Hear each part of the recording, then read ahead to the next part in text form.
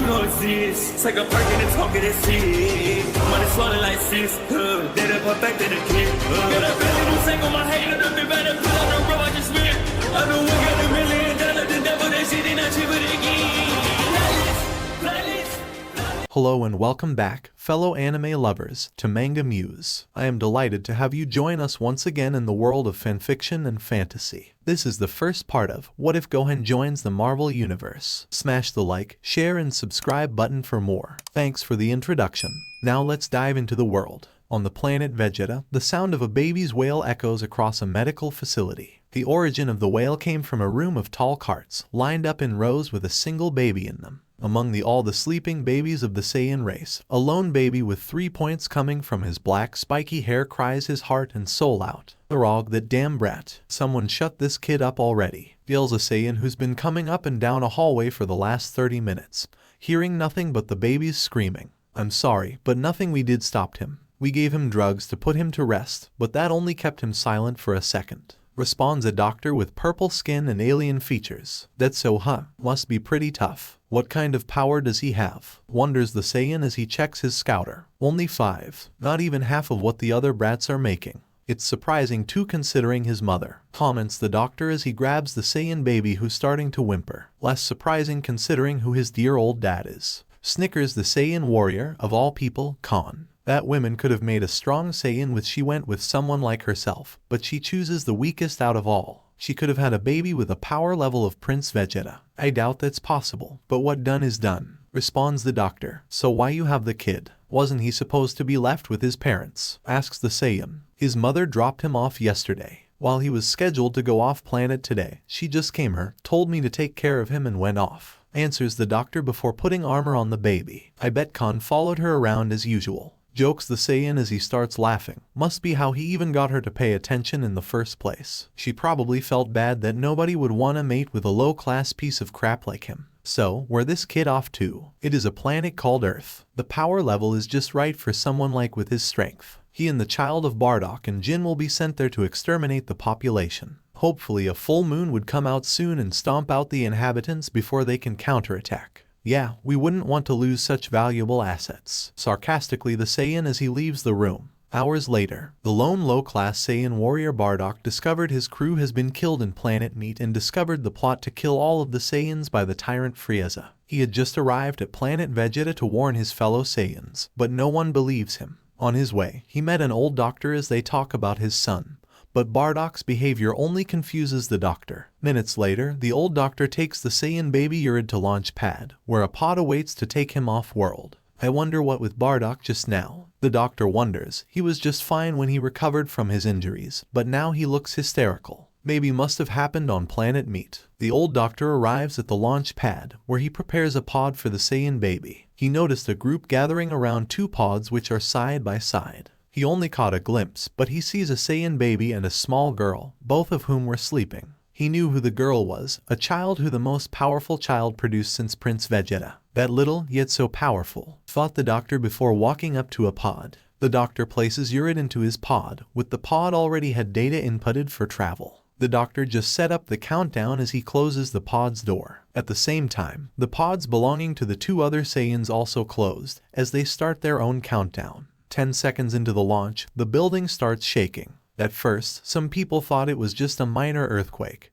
But as the building kept shaking, one person took a look outside and he saw a red every sphere was coming towards the planet. Planet Vegeta, home of the mighty Saiyan race, is on the brink of destruction. The cause of its destruction, the confrontation between the lone Saiyan warrior, Bardock, and the tyrant of the universe Frieza and his followers. While Bardock fought with everything part of his body and gathered enough will he can muster to fight against Frieza's army, Frieza himself is a different story. A giant red ball of energy appears on the tyrant's fingertips, as Bardock has powerless the moment Frieza flings it at him and his planet. 10. People started panicking. They have no idea why or how, but death was coming. 9. Flight or fright came to them. The first thought on their heads, escape the planet. 8. Half the group of Saiyans start flying away. Others just stood still in death-grabbing fear. 1 or 2 had an idea. 7. One of the Saiyan runs towards a pod, intending to start it up. The other started looking at Yurid's pod. 6. With no hesitation, the other Saiyan sprinted to Yurid's pod, as he intends to hijack Yurid's pod to escape. 5. Just as the Saiyan grabs the entrance, the doctor that put Yurid in the pod stops him by getting in between them. 4. The enraged Saiyan threatens the doctor, who refuses to move away. 3. With 3 seconds left, the desperate Saiyan gathered energy into his hand and blasts a hole onto the doctor. The doctor, holding the hole in the middle of his stomach, backs away as the Saiyan gets his hands on the pod's door. TW emergency launched activated. The pod suddenly starts floating away from the Saiyan's clutches. The Saiyan turns and sees the doctor with his finger on a button of a monitor next to the pod. Filled with anger and despair, the Saiyan unleashes a powerful wave of energy at the doctor, whose body was instantly disintegrated. The Saiyan can only watch with dread of his own destruction as he sees Yurid's pod flying away from the building, with 2 Saiyan pods from before or behind it. As the giant red ball of death starts hitting the planet, the 3 pods struggle to get away from the atmosphere as something starts sucking them back to the planet. The suction came from the impact from Frieza's attack onto the planet as the pods start losing momentum and gradually starts turning back. The red ball starts heading towards planet Vegeta's core as the whole planet starts collapsing. As Yurid's pod fully turns around, facing its own destruction. As the massive explosion of the planet finally came, a faint cry is heard, followed by the sound of cracking as the pods were engulfed by the explosion. Universe 616. In an empty part of a vast universe of Universe 616, which is the home of the strongest and mightiest beings of the multiverse, small cracks start appearing on the empty space itself. Accompanying with it were the sound of cracking as well. Suddenly, the space itself broke apart, making the sound of glass shattering, as the 3 pods suddenly came out of broken space. They drifted for a few minutes in the deadness of space as the space starts repairing itself. Before long, their power turns back on as Yurid's pod, whose computer starts activating as it reroutes to its original mission. Mission restarting. Locating Earth. Specs the computer as the other pod starts rerouting as well. The 3 pods turn to different directions, all of whom have dents and burnt marks resulting from what damage they received from planet Vegeta's explosion.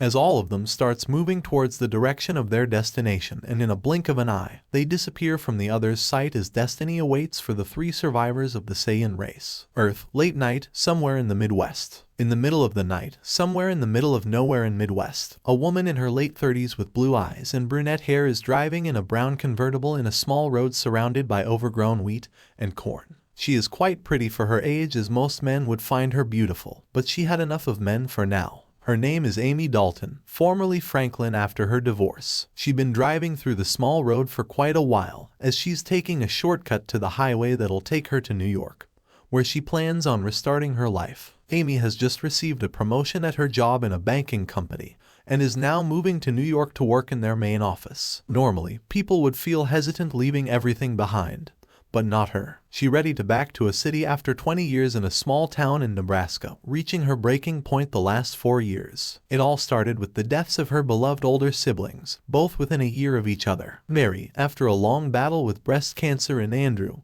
from a car crash with a teenage drunk driver. Her parents have already passed away long ago. Her father died when she was a teenager from an on-site accident in his job as a construction worker, and the shock left her mother emotionally unstable, resulting in an overdose in prescription drugs. The first 2 years were tough, but nothing compared to what happened next. Her only son, David, was a soldier overseas who after 7 months deployment is Kia. Her ex-husband left her and their son for another woman years earlier, and convinced the town that David is not his son and she is an uncaring mother who responsible for her son's infamous temper. It helped he was known by the hometown as a hero who carried them in high school as a quarterback who took them to state, as well as owning a housing company that made cheap housing for the people living there. She became sick of the stares and rumors from people she knew for years. She hated what life has done to her. All she wanted is somebody to love her and for her to love back, now more than ever, to rid of the loneliness. She wanted her son back, but she knew she can never get him back. A part of her wants to die, but she wanted to be strong enough to get through this. She wants to believe that something good will happen after everything. She takes a look at the sky and spots something falling from the heavens. Earth's orbit. The Saiyan attack pod belonging to Yurid is coming onto Earth's orbit. As pod starts to enter the Earth's atmosphere as it starts detecting the best place to land.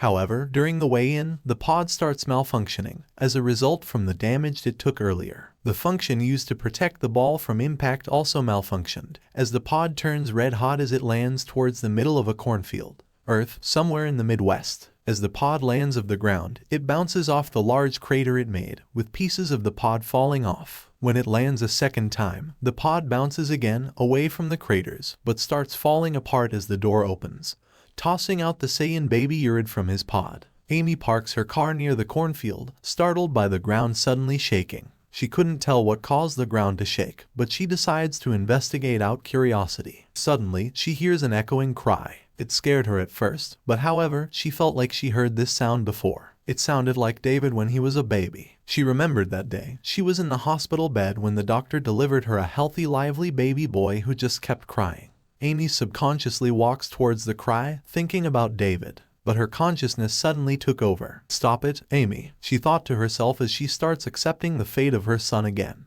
David is dead. Her heart sank telling herself those words, but she knew she has to keep telling herself that nothing is going to bring him back, so stop walking forward and go back to your car. Amy then hears the cry growing louder, but it's really a baby that needs help. Amy walks past the tall wheat and corn and sees something spiky and black in front of her. It was hair, belonging to a baby with 3 spiky bangs hanging in front of his forehead. The baby Yurid looks injured as a bump appears on his head. Amy sees this and runs to Yurid until she saw something on the baby's behind. Amy drops to the ground as she realized that the baby has a tail behind him. A tail, she immediately thought as she slowly gets back up. Now in fear and shock, Amy slowly walks away from Yurid, but continues to look at him. She looks at him as if he is a monster until Yurid stares back her. Amy freezes as the both of them stare at others' eyes. Suddenly, Yurid starts laughing at her. Amy stares blankly at the laughing baby as Yurid sees his feet and starts playing with them. Amy watches this baby, looking innocent and curious about the world around him.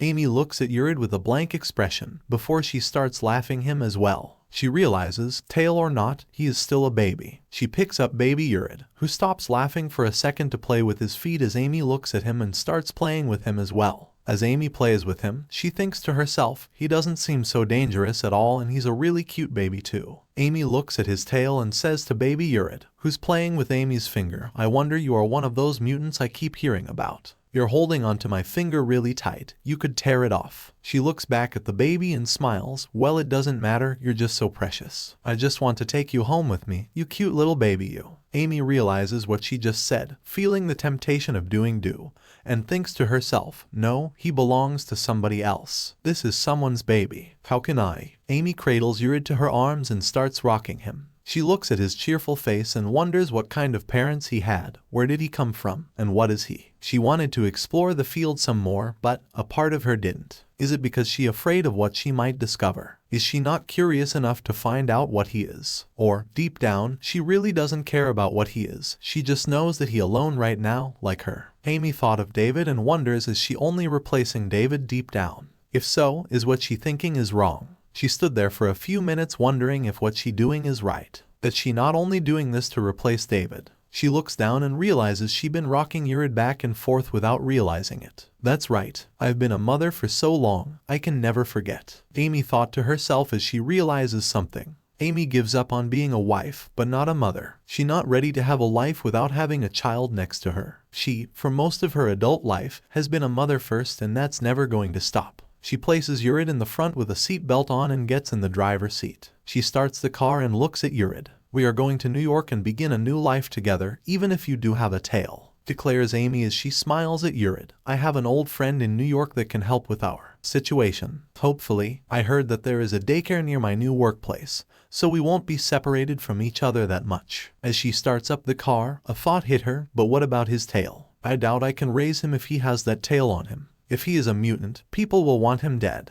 I have to. She took a few minutes to herself and had an idea. She grabs Yurid, who fell asleep, and reaches for her glove compartment and pulls out a switchblade. He lays Yurid on his stomach and grabs the end of his tail. If anything happens, there should a hospital at least 5 miles from. Thought Amy from the map she read earlier. With one swipe, she cuts off Yurid's tail. To her surprise, nothing bad happened, even Yurid's still asleep. She sighs in relief and puts Yurid back to the backseat. By then he woke up and began crying. Amy smiles, starts rocking the baby, and says to him, "We are going to find a nearby store and get some supplies, a car seat, and clothing for you. Now, you're going to need a name." She ran through names that she had thought about for David. David got his name from his grandfather from his dad's side, so Amy decided, let's go for the opposite this time. You know, when my grandparents talked about my dad's childhood, they always say he was reckless, adventurous, and gets along with everybody, always having a smile on his face. Amy says to Yurid, who stops crying, he was a good father and a good man,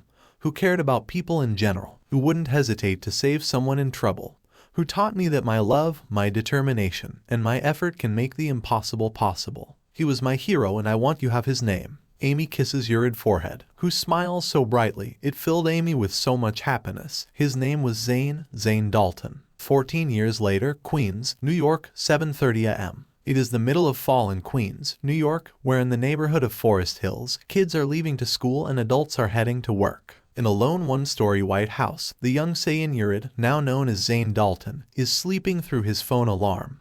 That reads final warning, get the hell up for school. He drowsily moves his hand and silences the alarm before grabbing his phone. He looks at the time for a few seconds before realizing it was time to go to school. He slowly gets up and stretches, looks out the window, and sees the bus leaving. Well, crap, says Zane as he takes his clothes off. He changes into the clothes he normally wears, a black shirt with a red jacket with white lines on the side of the arms, blue jeans, and black and white shoes. He ran out of his room to the bathroom to brush his teeth and checks the mirror. Okay, is my hair okay? He thought to himself as he looks at his spiky hair that goes to his front. Yup, spiky as ever. He quickly rushes out of the bathroom and into the kitchen as he checks to see if his mother home. Okay, mom left for work so she can't take me to school. He goes out the door, locks it, and gets into a sprinter position and runs to the direction of where the bus went. Despite usual never training or exercising, except for gym class, Zane is fast for his age. If he wanted to, he could have been in any sport team in Midtown High and could have been the best at it. Some coaches have tried recruiting him after seeing his natural abilities, but despite him having a bit of interest for the competition, it really doesn't excite Zane.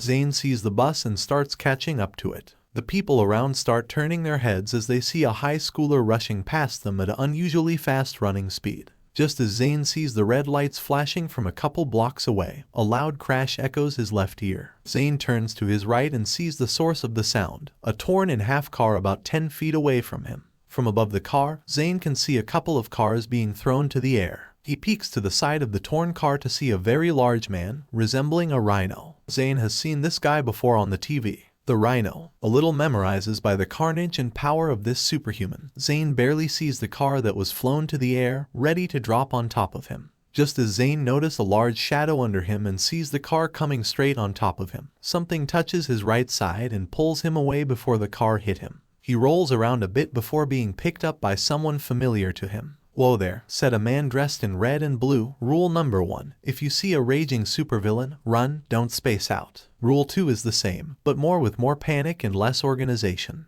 "You're Spider-Man," Zane says, a bit in awe of seeing a superhero face to face. "Okay kid, I have a bad guy to catch and help arrest, and by the look of things, you have a class to catch," said Spider-Man looking at Zane's backpack, "unless you are physically hurt or suffering mental trauma." "Don't worry, I don't," says Zane, sounding unaffected by the experience. "Okay, you're okay. Study hard," yells Spider-Man, heading back to the fight, before whispering, "especially in biology." Zane watches the fight for a bit before running away, knowing he would get in the way if continues watching. As he runs, he realized he could get another tardy this week. Zane heads for his school, thinking that today's excitement is over. Little does he know, his fate as one of the last remaining Saiyans will soon begin. Midtown High. Zane is running across the hallway hoping to avoid the teachers and arrive to his homeroom 5 minutes late. Zane checks around the classroom to know if his teacher there. Zane noticed that his classmates were staring at him. Zane then, trying act casual, walked to his desk next to a cute girl with blonde ponytail and glasses. "Is Mr. Parker here yet?" he asks to the girl named Alex. "Nope, he's always late like you," responds Alex. "So how are you late again?" "Not my fault. The bus left early," Zane says with his hands in the air. Alex looks at him with her eyebrow raising and sighs. "You're a horrible liar, Zane. You promised to work on our bio project by yourself today while I go to my choir meeting. And the last thing we need is to have you get detention because you're too lazy to get off of bed." Zane rolls his eyes and says in response, "I might be lazy, but there hasn't been one promise I still haven't kept. So that should make up for the lazy part of me." Barely, Alex smirks. "But seriously, something did happen to me this morning." Minutes later, okay class, greets a man with brown hair, coming to the classroom panting, sorry I'm late, something happened during traffic, supervillain, whatever. So does anybody have any questions to the biology project due this Friday? I do, Mr. Parker, said a girl raising her hand. Okay, all of you have 3 days to complete it, so I'll give you just today and Thursday to work on it in class. Wednesday, we have to work on the basic marine biology, informs Mr. Parker as walked to the girl raising her hand. Before reaching her, Mr. Parker quickly glanced at Zane. Good, he's alright, and by the looks of it, with no signs of panic, he thought, smiling. Hours later, Zane sit down to his table with Alex and another guy, a brown-haired, blue-eyed, average-looking guy.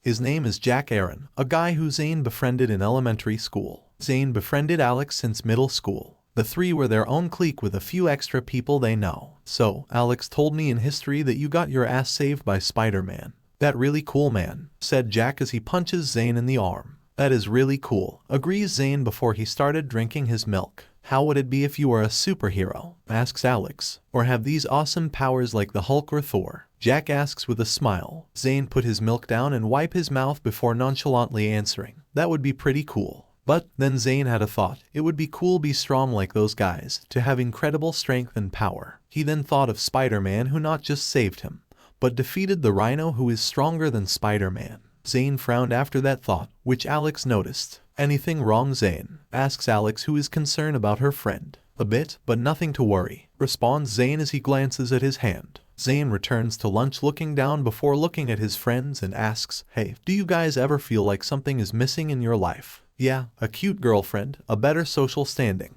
and for my teachers to stop comparing me to my oh-so-genius sister, responds Jack. No, not like a want, but a need. Like you don't feel complete, Zane said to his friends. Can my answer count as a need? Jack said, joking around. First, Jack, I don't think it really counts as one, Alex said, responding to Jack's comment. And Zane, what do you think you're missing? I don't know, it's just been happening since high school started. Zane stared at his lunch plate that he had just completed, got up, I'm getting another plate. Man, you have been eating more than what you usually do lately, said Jack. I mean, you've been always a big eater since elementary school, and somehow you're still fit, but the amount you are eating is way more since, finishes Alex. Really? Zane wonders, looking confused. Maybe it is a puberty thing exclusively for you. I mean, this not the first inhuman thing that happened to you. Remember when you hit by that car? Said Jack. Wait, what car? Alex questions. This happened before you moved here from Buffalo. We were 10 years old at the time. Zane got hit by a car back when we were next door to each other. Jack recalls. We were playing basketball when this 12-year-old guy,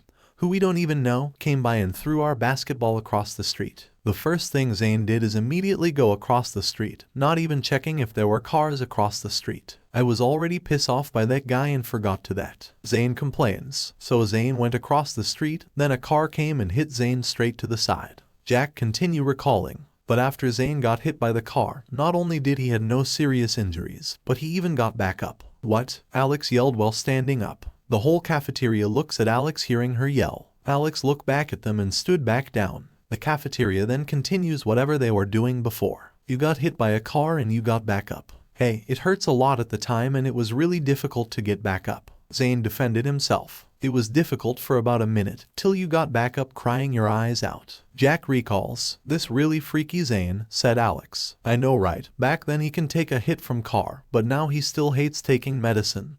Jack snickers. I know, right, but maybe Zane was just lucky at the time. You know, like what position Zane was in at the time, the speed of the car, or how Zane responded. Alex suggests. I just stood there scared, Zane said. Whatever happened, you'll just be thankful you still healthy after that. Alex said. You're probably right, Zane says, smiling. Last period study hall. Zane sat next to Jack as he takes notes for bio project, which is about the evolution of primates and how long they've been around. For a while Zane relaxes a bit, up until a paper ball hit him in the head. Zane flinches on impact as he picks up the ball from the floor and turned to see who threw it. The guy who threw it is a junior named Andrew Jason who sat with two of his friends. Since study hall is allowed once a year, the class has a combination of students of all years. Zane is annoyed as Andrew kept throwing till suddenly another hand caught a ball. The hand belongs to Peter Parker. Mr. Jason, do I need to remind you that what you did was strike two and that if get another strike, you're off the football team? Come on, Mr. Parker. Andrew complains, upset. Sorry, but whose fault is it that it came to this? Mr. Parker said, upset at Andrew. Andrew then stared down at his table. Miss Smith, can I borrow Zane for a while? Asked Mr. Parker. I don't see why not, said Miss Smith. Zane then left the classroom with Mr. Parker to the biology room across the hall. When they arrived, Mr. Parker opened his computer and showed Zane his grades that showed his biology grade slowly going to be an F. Zane, you have been distracted lately because during class you spaced out a lot lately, Mr. Parker said, concerned. I am. Zane confusingly asks. Well, you were having a better GPA till 2 weeks ago. Is something happening with you lately, or are you having trouble in class? Asks Mr. Parker. No, nothing happening. I just been thinking of my life lately and, Zane said before pausing.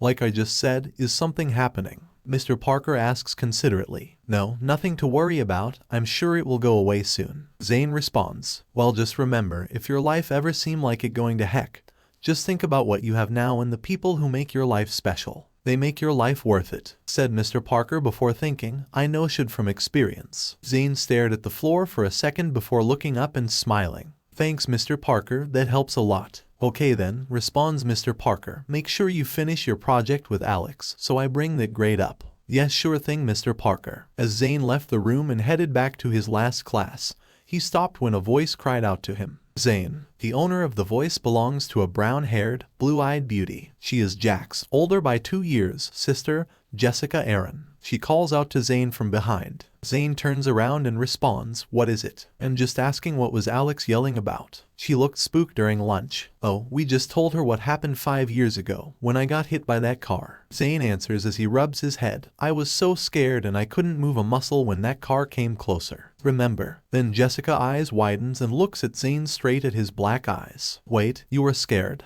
Like how scared? Jessica asks, confuses. Pretty scared, like can't do anything scared. Zane responds. But, wait, what did you do back then? Jessica asks, more confused. I just stood there with a scared look on my face like how you would if you were about to get hit by a car. Zane remarks with a bit of sarcasm at her question. Scared look, thought Jessica. But if I remembered correctly, the look on his face at the last second was more. Did something happen at the time, besides me getting hit by a car? Zane asks, confused. No, maybe I'm just confused. It was 5 years ago. Maybe the stress being in charge of the fall formal is getting to my head. Jessica tries to cover up while wearing a smiling. Maybe, Zane said. Anyway, I'll see you when you visit Jack today. Jessica said, still smiling. Yeah, he said he'll help me and Alex's project, says Zane. Okay then, I have to go to a meeting about the fall formal. I'll see you tonight then, Jessica said as she leaves from the way she came. Okay, see you then, Zane said, smiling and waving at her. As Jessica waves back, putting her hand down when she cuts the corner of the hallway, she starts recalling what happened of the events 5 years ago. It was summertime on a nice setting and a warm temperature as Jessica was sitting at the porch when it happened. Jack was about to watch his best friend get hit by a car, so he closed his eyes not wanting to see what happens next. But Jessica, however, saw what really happened. When the car came at a 10-year-old Zane, Jessica began running from the porch yelling at him, until things has gotten unexpected. I remember Zane having a scared face when he saw the car coming at him. But as soon as the car was about to get him, Jessica pauses, recalling. She remembers the face Zane made at the time. An angry, scary, and serious face. That face was far from scared, and then suddenly, this white air appears around Zane. Jessica continuing to recalling. I don't know how he did it or even if he did do it. But I thought for sure that Zane might remember what happened. But he never talks about it and it looks like he honestly doesn't remember. Jessica then thought of Zane, her brother's best friend, her former next-door neighbor, and a guy she knew since childhood. Zane, just who on earth are you? After school, Zane and Jack were on their way to Jack's house to hang out and work on Zane's bio project. They were taking the bus to the house since Jack's parents were working. They were chatting about something that happened during Jack's algebra class until something happened. The bus suddenly came into a full stop because of a roadblock of cars ahead. At first, Zane first thought was traffic, until he realizes that this street doesn't get much traffic. Everybody get off the bus. There is super freak battle here and it coming at our direction. The bus driver screams as something terrible is happening. It wasn't a matter of time before everybody realized what he was saying was right after seeing piles of cars flying up in the air. Suddenly everybody came into a frenzy as the bus driver opened all emergency exits. As the bus driver began helping everybody leave the bus, Zane and Jack start following the crowd. Where do we go now? Questions a calm Zane. else he could call my parents. We'll stay at the school while till they come, responds Jack, panicking. Okay th. Before Zane finished his sentence, he saw a car came passing behind Jack. The two turned to their left them to see the who thrown the car. It is a man in green scorpion suit fighting a man in a green and yellow costume with a dragon symbol in his chest. Dude, those two are Iron Fist and Scorpion, Jack whispers to Zane, pointing at the two. Okay, everybody is out of the bus, now safely get out from this fight. The bus driver orders. Suddenly everybody began rushing in sidewalk, away from the fight. Zane was doing the same until he heard a scream coming from behind him. What is that? Zane questioned, looking behind for the source of the cry. What is what? Questions Jack. I think someone's screaming. Zane explains as he has a thought on his head. Okay, then let's get someone to. Before Jack can finish, Zane rushed from the group and head to the source of the sound. Zane, where are you going? Jack yells at Zane, thinking he's insane. Where do you think? Zane yells as he heads farther away. Jack just look at his friend running, then back at the group, before he starts running after his friend. Damn it, Jack yells to himself. Meanwhile, Scorpion and Iron Fist battle is coming closer to civilians and Iron Fist is aware of that. I have to keep this fight from getting too close to them, but Scorpion then threw a car at Iron Fist, who jumps out of the way and tries to attack him, but is foiled by the Scorpion's tail as it tries to stab, but Iron Fist retreats back. Damn, every time I try to get close, that tail of his keeps getting in the way, thought Iron Fist as he curses under his breath. I just need to hit him with an Iron Fist and that will be it. Iron Fist then ran to the side as the Scorpion threw a car at him, but misses, forcing Scorpion to follow him. Iron Fist then ran up a building wall with the Scorpion crawling to him. Iron Fist then backflip away as the Scorpion launch a laser from his tail. Iron Fist see it coming and dodges it. Scorpion got off the wall and now both of their positions are switched as Iron Fist's back is facing the pile of cars and Scorpion's back is where most of the civilians are at. He throws those cars at me because he knew that if I keep dodging, it's going to hit someone and he knows that. He also plans for me to come in closer to get away from them, and since the reach of his tail is longer than my arm, he can kill me his tail before I can get him, and as long as he wears that new armor, only my Iron Fist can hurt him. But now it seems he is so concentrated on killing me, he forgot about his advantage. Iron Fist thought, I just need to find an opening or at least until someone comes and helps me. Maybe police until the shield comes. Iron Fist then began to lead the Scorpion away from the civilians towards the pile of cars. Zane and Jack. Zane is running towards the sound of a cry he heard as Jack starts to catch up to him. Zane stops to hear the cry again as Jack caught up to him. Are you sure there was a cry? Jack asks, trying to catch his breath. Suddenly a loud cry is heard by a surprised Jack. Okay, now I hear it, Jack admits. Zane began scanning the area and saw a little girl, whose leg is trapped in a car door and dashes straight at her. Zane then grabs up the girl out. Are you okay? Asks Zane as with the little girl in his arms. Where are your parents? I don't know, I was in my mommy's arms but these people kept pushing us and I fell and got my leg inside the door, the girl answers with tears in her eyes. Okay, we'll get you to your mother, don't worry, right Jack? Get you to your mother, don't worry, right Jack? Zane asked to Jack. Jack looked hesitant at first, but looked at the crying girl and Zane's determined look and answered. Don't worry, leave it to us, Jack tells the girl with a smile on his face. Zane carried the girl while Jack followed, looking back to make sure nothing gets near them. As they run, an explosion happened, causing them to look back. Holy, Zane said before stopping himself from saying it in front of the girl. Let's get out of here, Jack screams. As they run away from a fight out of Normal People's League, a woman came running towards them, with a relief look on her face. Mary, honey, screams the woman as she ran to the guys with tears in her eyes. I'm guessing she yours, says Jack as Zane hands Mary to her mother. Oh my god, thank you, the mother says to Zane and Jack as she embraces her daughter. We all have to get out here. Before anyone could do anything, Jack sees something coming and yells, watch out. Zane turns to see that a car came flying towards them. The group first instincts kicked in. Jack gets out of the way and gets down to the ground. The woman holds her daughter and began to run, as Zane pushes the woman for her to gain extra speed before running and dropping himself. The next that happens is the car landing on its side in front of Zane. The woman and daughter were safe thanks to Zane pushing them out of harm's way. Jack got up to see that he and Zane were stuck as a large wall of cars in front of them which seems to be melted together. The surrounding buildings are tight packed into each other, meaning they have no other way out but across where the fighting is at. Are you okay? The woman yelled to the guys to the other side as they couldn't see each other. "We are okay, just get out," yells Zane. As the woman and her daughter left, Zane and Jack could tell that the fight is coming closer to them and the only way out is around the fight. As they began run from the wall of cars, a laser came from the fight, passing between them and into the wall of cars, creating an explosion. Midtown High. Mr. Parker is on the rooftop looking for fresh air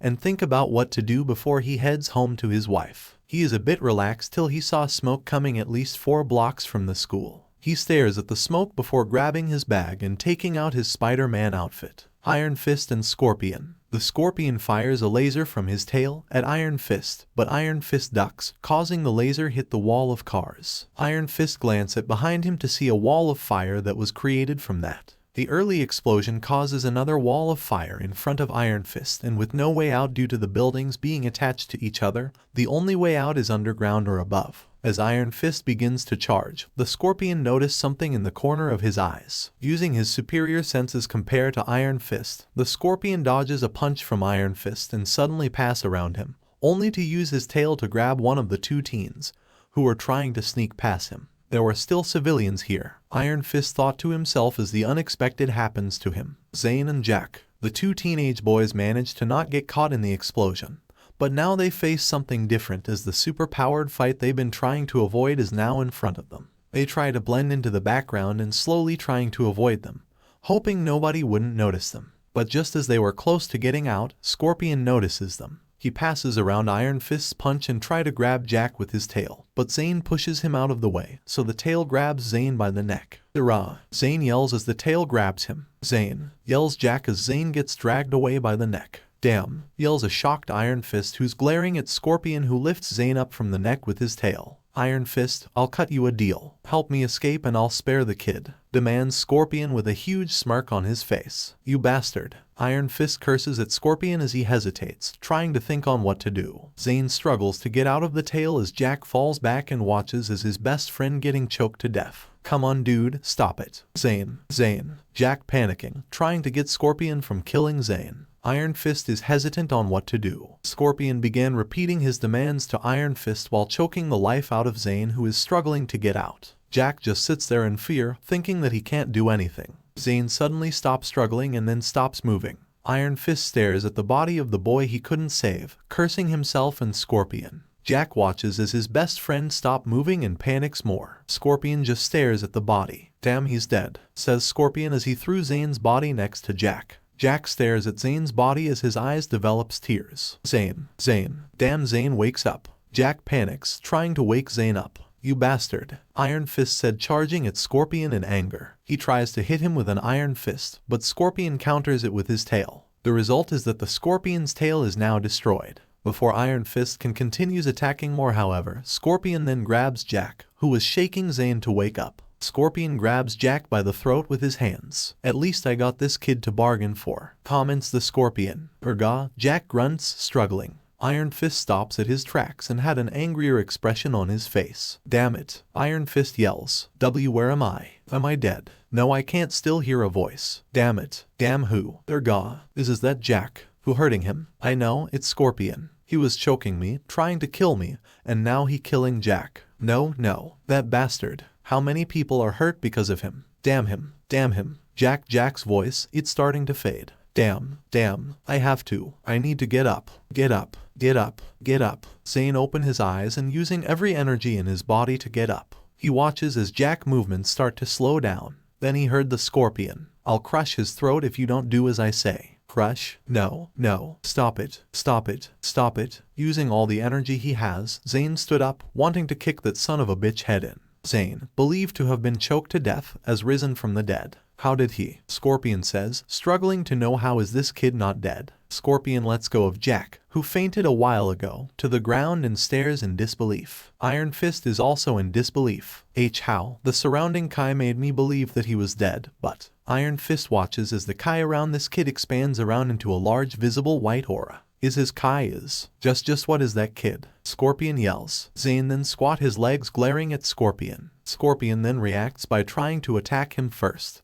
But as soon his Scorpion sense started, he already been headbutted in the stomach by Zane. The Scorpion yells as starts flying. Iron Fist stares at what just happened. This kid came back to life and headbutted the Scorpion. Just who is he? Thought Iron Fist. The impact from the headbutt sent Scorpion flying out of the wall of fire. Outside the wall of fire, the police and firemen were surrounding the wall. The firemen try to water down the fire as the police try to go over the flaming parts that are put out. Suddenly, the Scorpion came flying through the wall and is caught by a web. Spider-Man caught a capture Scorpion and can see from the damaged armor that a powerful impact knocked out the Scorpion. What happened in there? Spider-Man whispers to himself. Iron Fist and Zane. Zane, after headbutting Scorpion, had just fainted from exhaustion. Before he hit the ground, Iron Fist catches him. Iron Fist looks at Zane as he places him beside Jack. That kid, his Kai is incredible, might be stronger than mine. Though Iron Fist turn around to see Spider-Man next to him. What just happened? Wonders Spider-Man as he checks up on Zane and Jack. Iron Fist stares at Zane before answering. I don't know. Harlem, a day later. Inside an apartment in the middle of Harlem, New York, a muscular black man wearing a black shirt is sitting in a desk chair, facing a lean blonde-haired man wearing a dress shirt. The two names are Luke Cage and Danny Rand. But to the world, Luke is the hero for hire, Power Man, while Danny is the masked martial artist, Iron Fist. It's been a day after the incident with Scorpion as Danny is explaining to Luke about the mysterious young man that used stand-up to Scorpion and used Kai. Damn, I heard that your fight with Scorpion gotten out of hand.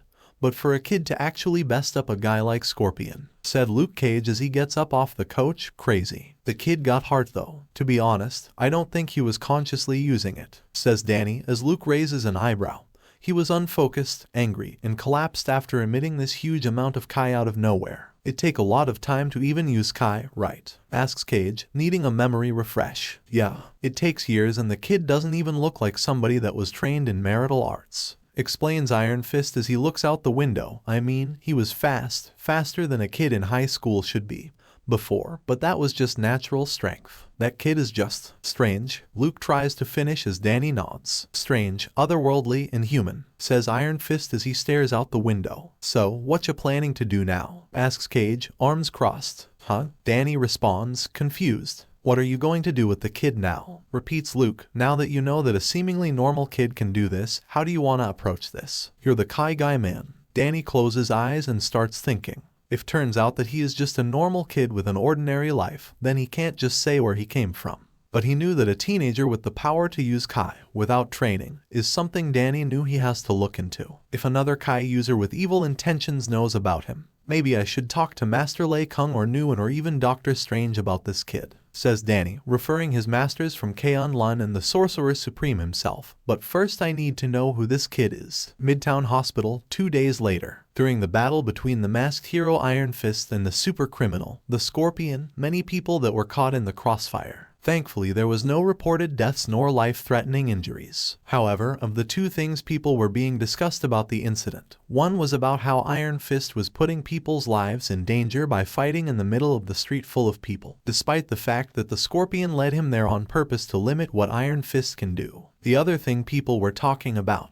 that two teenage boys risked their lives to save a little girl and one was captured by the Scorpion before he was released. The official story was that the Scorpion was beaten by Iron Fist by himself, who also saved the teenager. The teenage boys, Zane Dalton and Jack Aaron, were admitted into the hospital after the incident. While Jack didn't have a lot of injuries, Zane had several around his neck and body, but nothing too serious. The words hero appeared by their names for their bravery. Several people began to visit those two after they woke up, including the girl they saved, and her parents, who thanked them so much for their selflessness, bravery, and eternally grateful for saving their daughter. Okay, we will be leaving now, announces Jack's father, Richard, as he gets up from a chair. In a room of a hospital in Queens, New York, Zane laying on a bed, surrounded by his and Jack's family. Zane has to stay for a few days, but Jack is ready to leave tomorrow with the only injury he had was when he twisted his left leg when running away from Scorpion. Jack, we will see you tomorrow, okay? Said Jack's mother Samantha as she kisses her son in the cheek. Make sure you listen to the doctor, you too. Got it, responds Zane as he waves to them. You don't have to remind us, says Jack. I better leave too, says Zane's mother, Amy Dalton, who turns to Alex. Alex, honey, I can give you a ride home.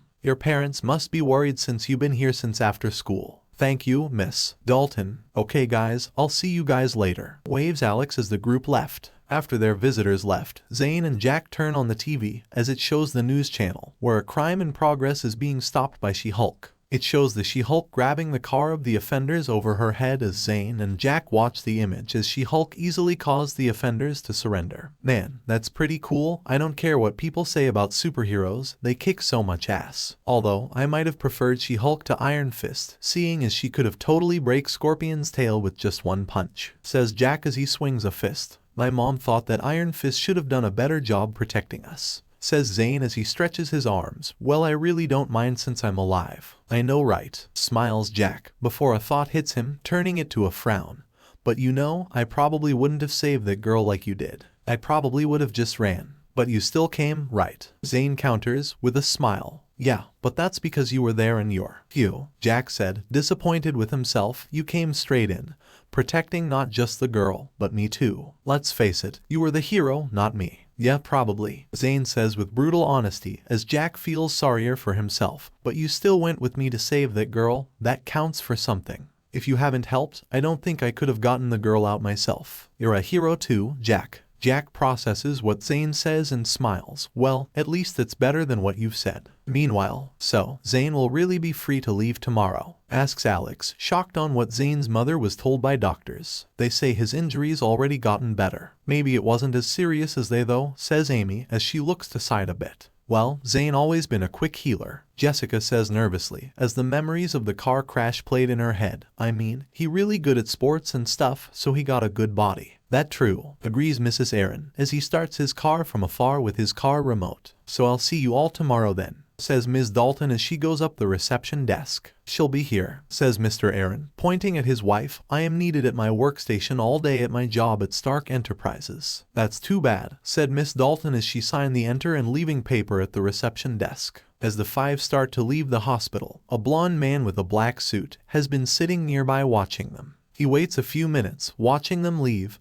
and walks up when the receptionist became distracted by a coworker. He glances over at the paper, before leaving to the hallway where he walks around the hallway before finding the room number he was looking for. He peeks over at the room seeing two teenage boys watching TV, so that what he looks like without all the sooth. The man, or rather, Danny Rand thought, Zane Dalton, his Kai for now, is completely normal. Late night, midnight has come as the residents are all sleeping in a slow day at the hospital. Except for Zane, who looks at his hand and would make a fist for the last couple of minutes. About 15 minutes ago, he woke up from a dream he's been having for the last year. He would eventually forget about it by the next minute as he paid little attention to it. But after that fight with Scorpion, he now stuck on his head. What was that ape? Thought Zane as he looks out the window, watching the full moon. I punched that guy, didn't I? He makes fist again and punches the air in front of him. I did. But I don't really remember much. I felt like I was dying ... Well, I was, but I felt like I snapped. He closes his eyes and tried to remember that feeling he had when he snapped. The power that was rushing all over him. It felt good, like he was fulfilled.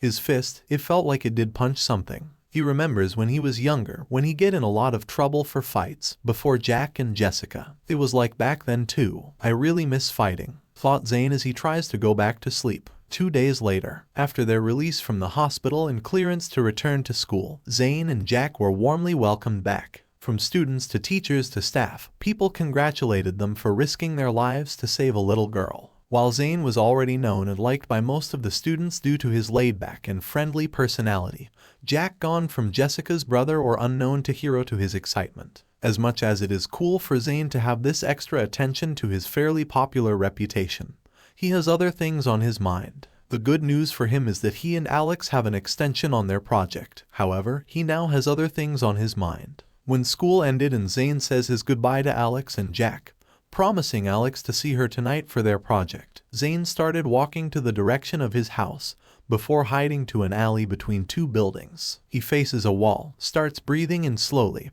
and punches the wall with all his might. While a thump can be heard coming out the alley, it didn't feel right. Zane looks at his hand, with minor cuts with blood coming out, and wonders, can he draw out that power again? Good afternoon, Zane, says a voice behind him, startling Zane. Zane tries to turn around, but the voice quickly says, don't turn around, don't ask who I am. Just ask me one question. Did you know what you did during a certain incident? Zane's eyes widen, as he finally has a confirmation in his mind and says to the man, I really did something.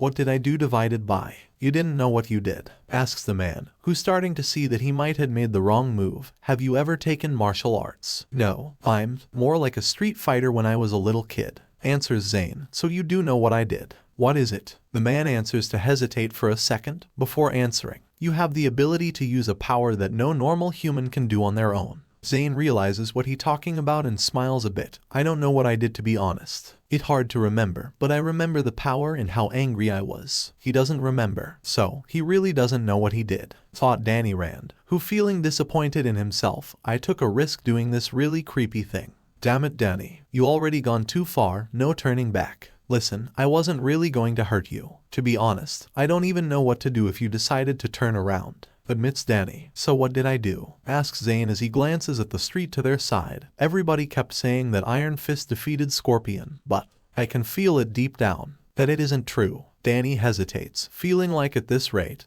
he might steer this kid to a different path, but he can tell that something bothering this kid, maybe for a long time, and admits, no, it wasn't true. Zane sighs and smiles a bit, so I'm not going crazy. So, what did I do? Danny wanted to stop, but Zane quickly turns around and sees Danny wearing a trench coat, hat, and green contacts, glares at him, and starts demanding, if you really know this power I was using, tell me. Danny wanted to just go away and leave, but he knew leaving a young man like him, with the power he has, could be more damaging in the future. By the look of things, the kid now aware he can use Kai, or rather, aware he has power inside him. The kid could end seeking how to use it, being taught by those who are villainous, leading him into the wrong path. At the very least, Danny can teach this control. I was there when you used that power, reveals Danny as he uses Kai on his right hand. I'm the immortal Iron Fist. Zane's eyes widen by reveal. Iron Fist. If you really are, what with the creepy threat? Sorry, it wasn't supposed to sound like a threat, nor creepy, admits Danny as he felt embraces by the whole fiasco. I just needed to make sure that what you are aware of just in case. Just went a little bit overboard. Why? Asks Zane, who's still skeptical. The power you are using, it called Kai,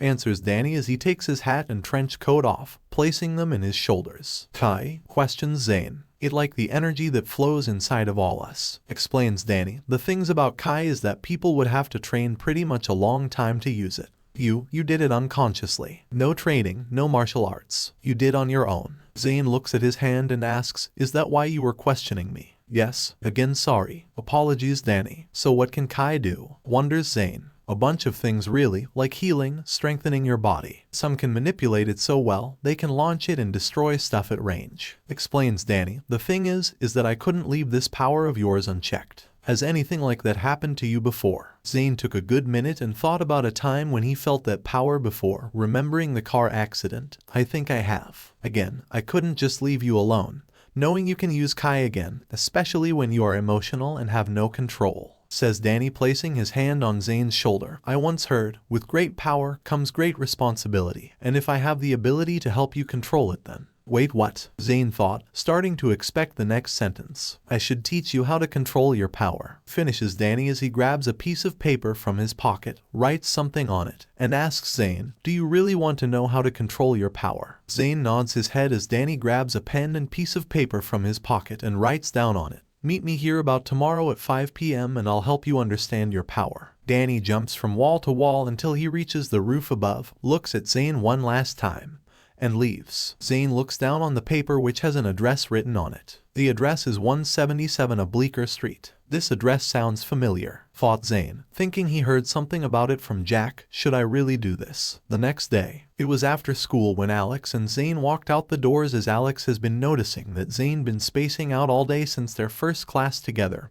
Are you okay? I am. What's wrong? Zane says as they stop. You are about miles away. There's something wrong. I'm fine Alex. Quit overthinking. My mom said that's bad for your health, responses Zane before seeing Alex getting mad. No offense. Taken with offense, angrily says Alex before looking straight at him and asks, well if you are really okay, let's hang out at my house. You can do that right? I actually can't. I made a promise, replies Zane with a nervous smile. With who? Questions Alex before a voice calls out to them. Hey Alex, Zane. The pair turn to see Jessica, waving a hand as she approaches them. What's up Jess? Asks Alex as Jessica pulls out a poster for help for an upcoming homecoming dance. I just want to ask if you guys can help me organize for homecoming. We're not getting enough volunteers, so we're asking people directly, answers Jessica, in somewhat desperation voice. We really need help. And the vice principal saying to at least get one volunteer before 5. We have a meeting tonight if you guys want to go. I might, and Zane too, unless Zane has something better to do, says Alex, crossing her arms and staring at Zane. I have a date, Zane says suddenly, as he snapped from Alex's pressure and said the excuse out of random.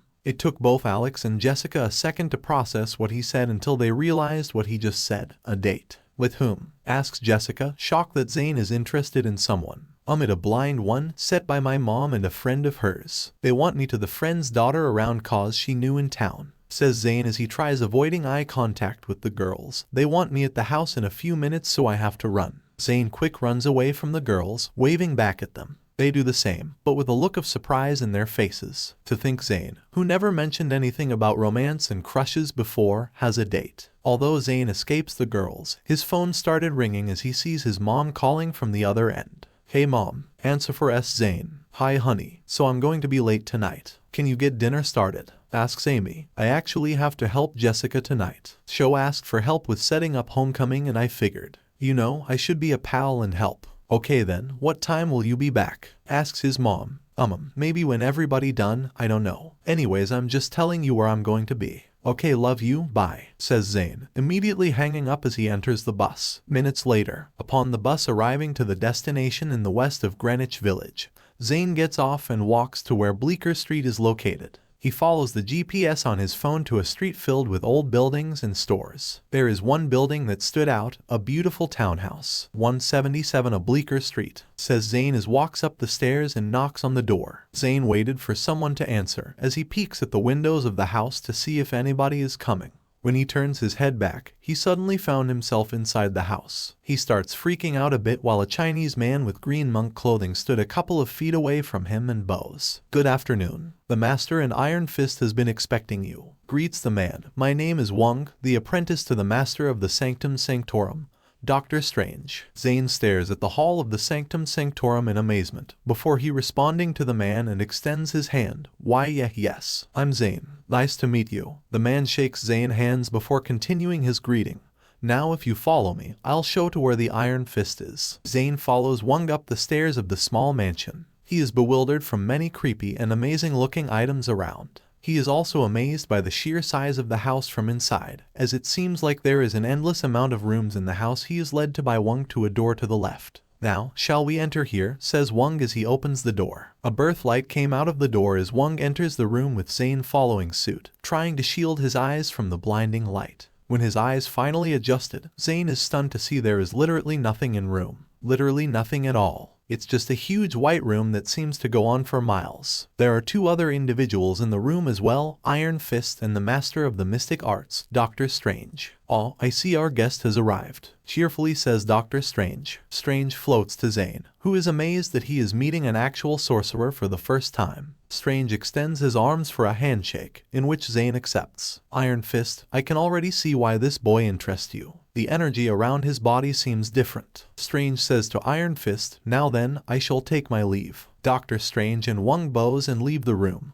leaving Iron Fist and Zane alone. Zane turns to Iron Fist, who is in the middle of meditating. As Iron Fist finishes meditating, he stood up and walks to Zane. Okay, now that you're here, let's start by releasing that Kai, suggests Iron Fist as Zane raises his eyebrow in confusion. Releasing? How do I do that? Zane questions. He doesn't know how to do that. Iron Fist thought for a second, then reaches to a conclusion, since it might take a long time to release Kai using the way I was taught. Let's start by getting angry. Get angry. Okay, then I'll try, says Zane with skepticism. Zane tried to get angry by thinking of the things he might be angered about. He used to be angry as a child, due to the fights he gets into when others attack him, but he changed since he met Jessica and Jack, so those didn't help. He thought about the scorpion and how he tried to kill him and Jack. He started to get upset as that emotion starts turning into anger. Iron Fist watches as he only a bit of Kai coming out. Come on, just a little more, another push. Think about of all the people the scorpion hurt. The people who suffered because of scorpion, yells Iron Fist, hoping Zane hears him. Zane heard it as he thought, why? What can he gain from hurting others? How many people could have died during that? If I didn't have this power, Jack and that girl would have. A white aura from Zane's Kai began expanding. Iron Fist is still amazed on how much Kai this kid has, but it wasn't as much compare as the last time he uses his power. Okay, just a little more. Think of all the people who could have been killed later if you haven't stopped Scorpion. The many innocents in the city and not just your friend. What if the Scorpion came for the other people you loved? Yells Iron Fist, as Zane engraved that to his head. Zane thought of it. He thought of the people important to him, the people he loved. He visualized the Scorpion choking that girl he saved with his tail, his laser hitting Jack. And then he thought about Jessica, Alex, and then his mother. Zane is furious as he feels the power. That power that Iron Fist talked about. He feels it building inside. He wants to release it. All of it. It made him want to scream. He just wants to scream. A-R-R-R-R-R-R-R-R-R-R-R-E-G-H. Screams Zane as he raises his power. The aura around Zane expands. Iron Fist stares at the power of Zane as he looks astonished. He can no longer believe this kid is human. This Kai, it much more than what he showed before. How did that happen? Iron Fist thought, before stopping Zane. Okay, that enough. Stop. Zane starts to calm down as the Kai begins to decease. Zane eyed down from fatigue summoning all that Kai, panting harshly. Iron Fist looks down at Zane, before extending his hand. Like I said, I'm not going to teach you how to be a superhero, but I am going to teach you how to control all that power, says Iron Fist with a friendly smile. Zane thought of all that power inside of him. If he truly does have so much power, then shouldn't he learn to control it just so he wouldn't cause any trouble? He's been trouble for his mom as a child. He shouldn't start now as a teenager. Zane grabs Iron Fist's hand, who then pulls him up from the floor. Alright, Zane says determinedly, I'll do it. So alright folks, that's all for today. Stay tuned for part 2. Do subscribe, like and share for more such videos. Press the bell icon to be notified first on release. See you in the next video, till then goodbye.